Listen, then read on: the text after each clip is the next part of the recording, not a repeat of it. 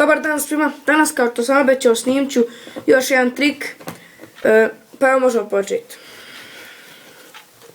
Na dnu špila imamo keca pik, stavit ćemo ga ovdje. Sljedeća karta jeste karta kec tref, nek ćemo isto staviti ovdje.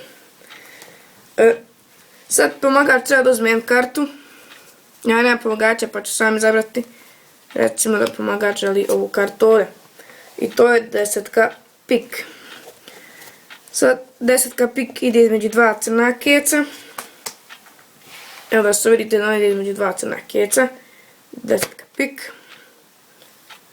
I sad kad pusnem prstima, desetka pik nestane između dva crna keca.